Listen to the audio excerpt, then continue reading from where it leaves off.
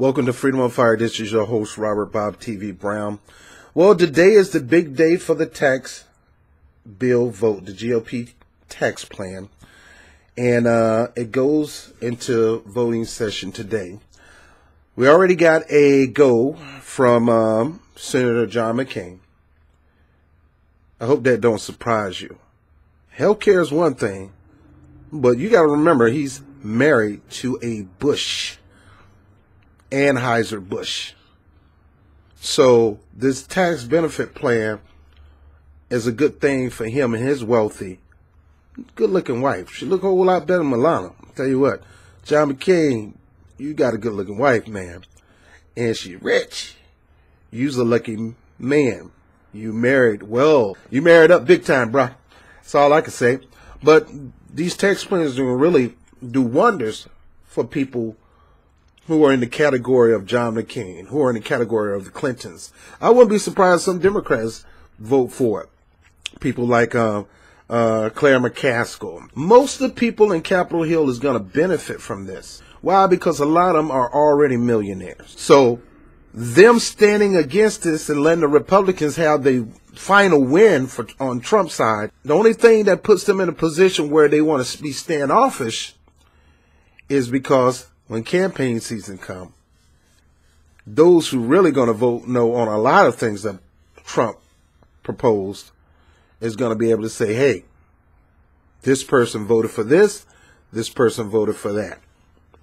Now, the Democrats got to use this. I mean, if it passes, it will be bad for a couple of years, very bad. But they can use this as a tool to whoop up on the Republicans. Problem is, it's hard to whoop on the Republicans when you know most Democrats are going to benefit from this tax plan because they don't make less than $100,000. And who's staying there hurt the worst from this tax bill? Well, young people, millennials, people like myself, 23 years old, single, living in, no, I'm stop playing. This is from Cosmopolitan magazine of all places. And, it says 7 ways the Republican tax plan is horrible for young people. So what would January 2018 look like for your wallets? A little bit lighter, a whole lot worse. Here's 7 changes expected to hit you where it hurts. Number 1, you'll probably pay more in taxes, if not now, eventually. Now, we got to admit it, the working class is dwindling thanks to different laws and legislation that hurts the working class, and how legislators are trying their best to make every state a right-to-work state. But if you decide to start your own business, you're going to get hit hard. Second thing is getting a degree will be even more expensive. Another thing that's going to happen is your insurance costs will go up, whether it's medical, whatever, they'll go up. Number 4, your child tax credit increase may not be the boon you think. One of the biggest draws of the tax bill is that it will also double the current child tax credit. Supposed to be a good thing, right?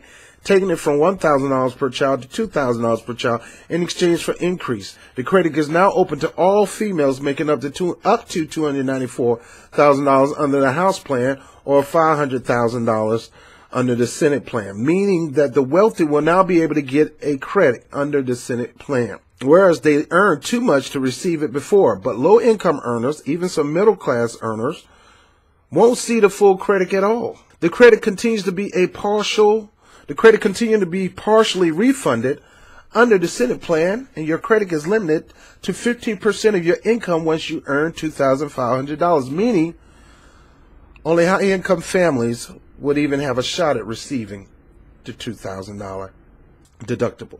Number 5, your home value could plummet. If you're one of the roughly 34% of Americans under 35 who actually own a home, well, you might be kissing your equity goodbye. Housing deductions are one place the House and the Senate versions don't agree yet. But it is likely the mortgage interest deduction will be eliminated or reduced, and that will make people less likely to purchase a home. Less demand means less value in your home. And if you're like many millennials waiting to purchase your first home, you may really feel the pinch. since many are skipping the starter home phase of home ownership and going straight to larger homes that can hold families or friends. Those homes often exceed $500,000, the $500,000 cap the House wants to put on the homes eligible for mortgage deduction, especially in urban areas with high housing prices that draw a younger population.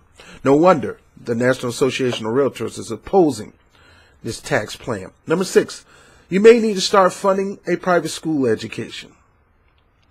If the GOP does follow through with reducing or eliminating the ability to deduct state and local taxes and property tax, you can expect higher taxes. You can expect higher tax states to try to decrease their own budget demands. That means less money going into the states and cities supports for public endeavors, especially public schools. Underfunded public schools mean lower quality education and leave parents looking for paid, better financed private options, considering the burdens the new tax code will already put on you. You're purchasing a forever home, finding it in just the right school district will make things even harder. In other words, if you are going to be finding a home and you're going to be paying not for the starter home price, but you're going for a bigger, better house real early, then it's going to cost you to live in that area if you got children, because a lot of that funding from this tax bill is not going to go to fund public schools and things like that.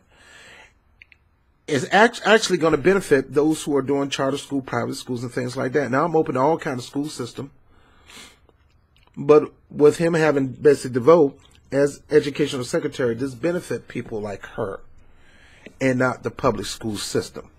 Number 7, you'll find out that social safety net is now completely full of holes. Housing programs, SNAP, food stamps, whatever you want to call it, the ability to get go to the clinic and get medical services done absolutely without worrying about coming out of your pocket. I can go on with the different social nets. This will really hurt the social nets because you don't have the money coming in to support it. Why? Because of this horrible tax plan. That was number 7. So I guess it was 7 things that you need to take a look at. 7 ways the Republican tax plan is going to be horrible for young people. Number 1, again, you'll probably pay more in taxes, if not now, eventually. Number 2, getting a degree will be more expensive. It's going to cost you. That's why we're for no-cost education. Your insurance costs will go up, no matter what kind of insurance it is. Life insurance, health insurance, medical insurance. Your child tax credit increase may not be the boon you think it is. Yes, you're supposed to get a tax increase, but in order for you to get the full $2,000, you got to jump through hoops and ropes. Number 5, your home value could plummet. Yeah, because nobody wants to buy a home in this economy, especially when you're skipping the starter home and going to a bigger home.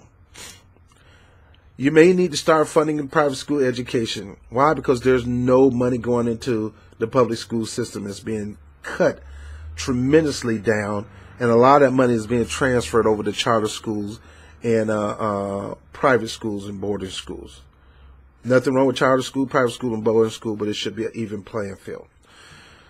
Number 7, you'll find out that the social safety net is now completely full of holes. Yes, this tax bill is going to put all kind of holes, and this is done on purpose. So here's the deal. It's going to pass. Assume it's going to pass. Hope to God it won't. But if it does pass, now the Democrats and any other person running for office, Green Party, whatever, can hold this up to criticize the Democratic Party and the Republican Party on their stance on taxes. You really didn't see a hard fight here. You didn't see any protests. You didn't see any pushback like they did for their precious Obamacare. These people going to vote today. And if they vote no, you better take their no vote and beat them upside the head with it politically. This thing could be turned around in 2018. The Democrats can be a majority and go and unturn that bill and give Trump an opportunity to make it right. And if he veto it, then you can override it. Now, overriding is not easy, but it's worth a shot. Tax plan is horrible. Look like they're going to have the numbers for it. I wish there was some way to push back. I don't understand why we can't hold our politicians accountable to the will of the people and if they don't, they will get reprimanded for some reason. I don't understand how can we come up with a system that let them know you can't make these decisions without our approval. If majority isn't for it, then you don't do it. I don't know how we can implement something like that, but we definitely need something like that to make sure the politicians do our bidding versus do the bidding of their donors. Hey, this is your boy Bob TV with Freedom on Fire and Rob Report. I want to thank you for watching the webcast. Make sure you share these segments all across your social media network. Like and share, subscribe, and maybe invite a couple other people to do the same thing. You make the difference. I also want to thank you for those who support this channel through Patreon, whether it's 50 cents to $50 million. It goes right back into what we do here. So like the lights that you're looking at right now, that's because of something that you did. So I really appreciate it. I want to thank my man Vegimatic for the Blue Yeti mic, one of the top microphones out right now. He knew I needed the mic, so he blessed me with it. So all of you guys make the difference into this channel growing, and I really want to appreciate you for that.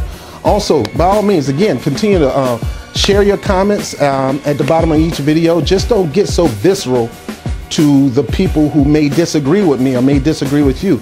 This calling out name stuff, that's not for this channel. So please try not to call people names, personal names. Now you can call some of the stuff they talk about crap. I say that, but just don't attack people personally. Words really hurt when you start attacking people personally, because these people really believe these things, and you're not gonna take away their belief by calling them names. So please don't do that on this channel. But nevertheless, I appreciate you guys. We're shooting for 2,000 now, so I need your help. So as my pastor would say, reach one, teach one. I mean, let's reach out. You got the information. Make sure you share with other people and try to get them to subscribe to the channel so we can grow and expand. I'm Bob TV. Freedom on Fire. Rob Report. Peace.